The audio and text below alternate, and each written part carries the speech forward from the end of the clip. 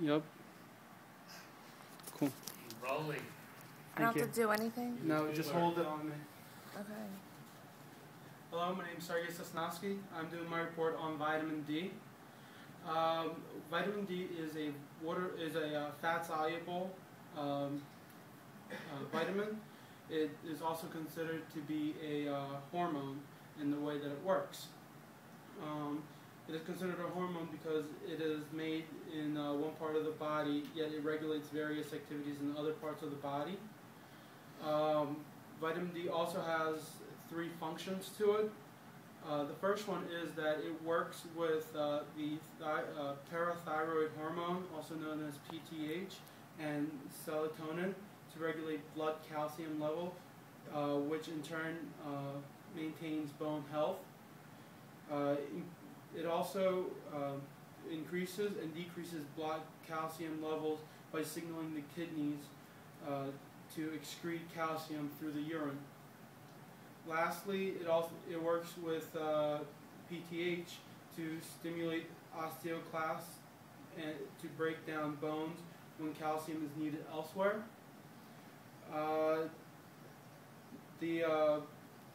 Some of the deficiencies that you get through vitamin D in children, they get a disease called rickets. The disease, like I said, it happens in children.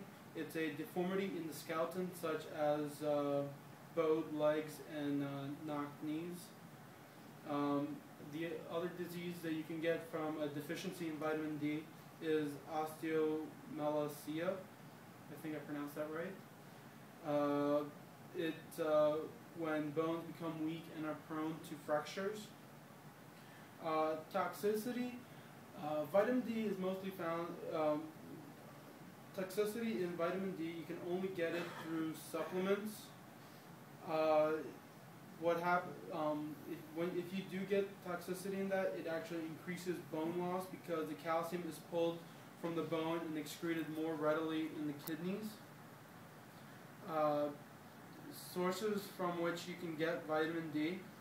You can get high amounts of vitamin D through plants, milk, cod liver oil, fatty fish, and certain fortified cereals.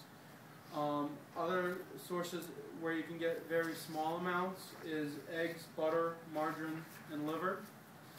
But the most common way of getting vitamin D is through natural synthesis when you're outdoors because of the sun's rays.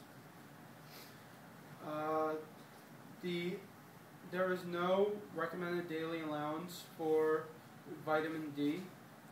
The adequate intake is based on the assumption that an individual is not getting enough sunlight. For men and women aged 19 to 50, you want to get 5 milligrams. Is that the sign for milligrams, right? Micrograms, thank you. Micrograms per day. For men and women aged 50 to 70, you want to have 10 micrograms per day. And for men and women over the age of 17, you want to get 15 micrograms per day. The upper limits of vitamin D is 50 micrograms per day. Other facts about vitamin D is the fact that most of your vitamin D consumption actually happens in the summertime. During winter, you actually get little to no vitamin D.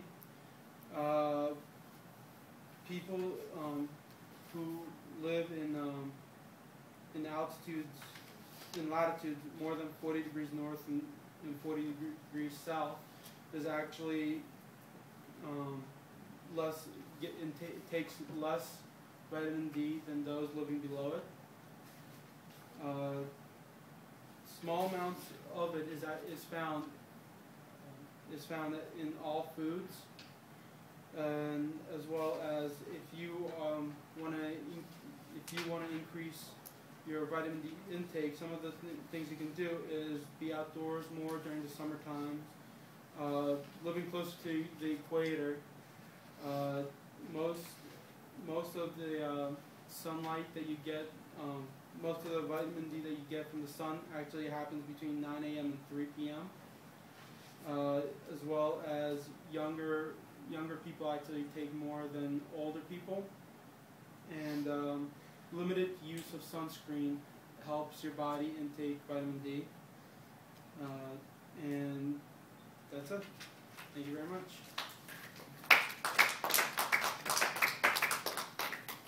Thank you. Mm-hmm.